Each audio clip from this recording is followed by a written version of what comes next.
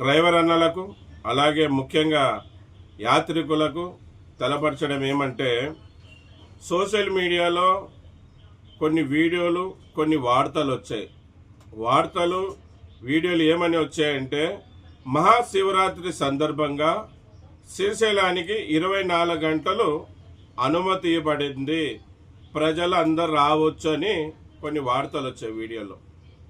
మళ్ళీ నిన్నటి రోజున ఫారెస్ట్ అధికారి ఒక వీడియోలో ఏం చెప్తున్నాడంటే, మాకు ఎటువంటి ఆర్డర్స్ రాలేదు, దయచేసి డ్రైవర్లు ప్రజలు శ్రీశైలానికి రాత్రి సమయంలో రావద్దండి, వచ్చే వాళ్ళు ఉంటే ఎప్పుడు టైమింగ్స్ ఎలాగుంటుంది, 9 గంటల లోపల వస్తే రాత్రి సమయంలో శ్రీశైలం పంపిస్తాం, 9 దాటినాక మేము పైకి పంపించాం, మాకు ఎటువంటి ఆర్డర్స్ రాలేదు.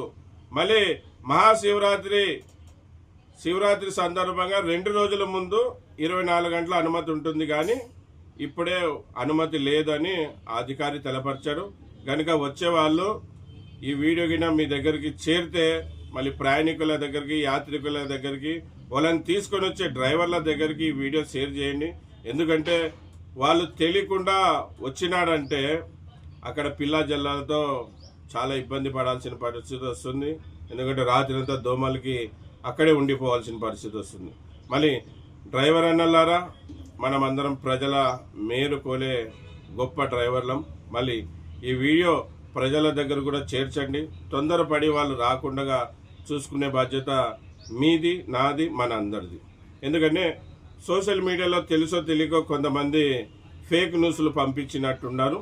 మళ్ళీ ఆ అధికారి క్లియర్గా చెప్తున్నాడు, మాకు ఎటువంటి ఆదేశాలు రాలేదు శ్రీశైలానికి రాత్రి పంపించేకి, యథావిధిగా 9 గంటల లోపల వస్తే మేము పంపిస్తాం, 9 దాటితే శ్రీశైలానికి పంపించమని అధికారి క్లియర్గా చెప్తున్నాడు.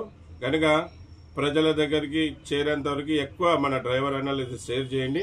అందరికీ నమస్తే, సలాం అలైకం, జై భీమ్, జై హింద్, జై డ్రైవర్, జై డ్రైవర్.